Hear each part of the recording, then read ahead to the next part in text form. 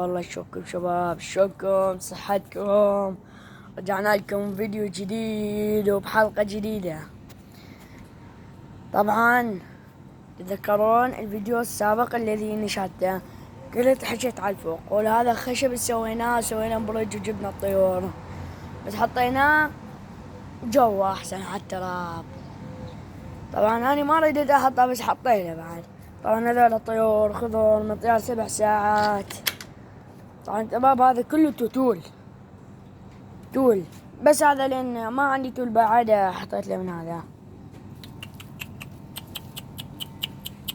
ذولا مطيار 7 ساعات عليهم شباب. غش طيور شباب، ما اريد اطيرن هسه، اطيرن هسه يعني. شباب وهذا البرج قيموا لي اياه.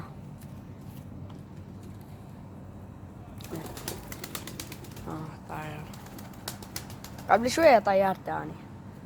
طبعا شباب هاي السقفية، بس تقولون هاي السقفية، هاي مو سقفية تمام. لا علي، بس الحمد لله الله وفقني وجبت هذول الخشبات باو عليهن. ذني هاي قطعتين 3 4 قطع. انتم ما شفتوا من اول عشان سويتني.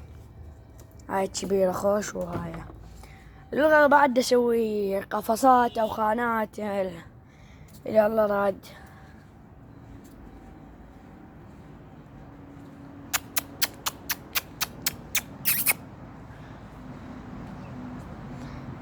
طبعا شباب راح اجيب بعض طيور، ما راح اجيب طيور وذني راح يتزاوجن. اكو زوج وواحد زايد وياهن بعده صغير.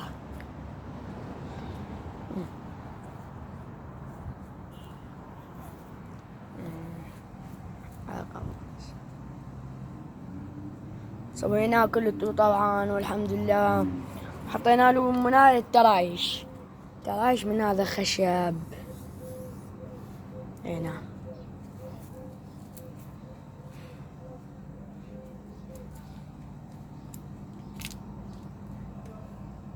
طبعا شباب طيوركم لازم بالصيف تطعموهن مخلوط اذا تعرفوه، وبالشتاء طعموهم حنطة احسن.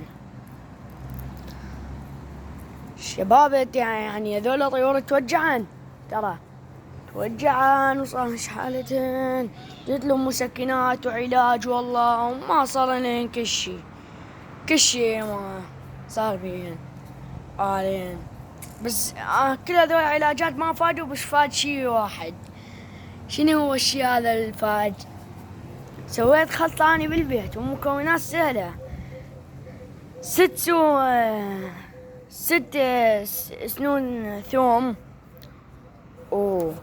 وبصل وكركم وخل. هذولا 6 سنون ثوم تبون بالخلاط تحطوهم، معلقتين كركم، نص بصلاية حطوا من هذا الأحمر، بصل أحمر، وجيبون خل مال التفاح، خل أبيض، يلا خل عادي يمشي ما يخالف، يمشي يصير. تخلطونهن وتحطوهم بالدبة مال الطيور وتحطوا لهم ماي. بس أول شي لازم شباب تعطشوهن الطيور لازم يوم كامل تعطشوهن وبعدين تطوهم. هما مجبورين راح يشربون، طبعا مجبورين راح يشربون الخلطة قلت عليها. وبعدين تشيلها من قدامهم من يشربون ويخلصون، بس 3 ساعات ضبط يا ساعتين وترجعوا لهم اياه. يحسبون انت راح بدلت الماي، وهم راح يشربون راح تطيب طيورك.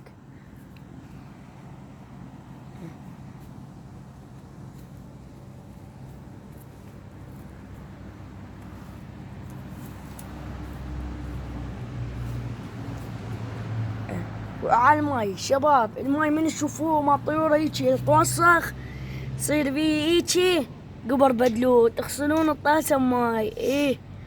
طبعا هسه راح ابدله اني. راح نبدل ماي قدامكم، راح نبدله.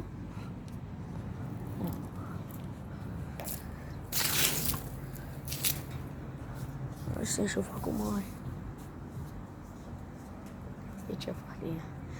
طبعا لينا وينتهي الفيديو يا شباب، لا تنسون اللايك واشتراك في القناة حتى نستمر، وباي باي وتحياتي لكم.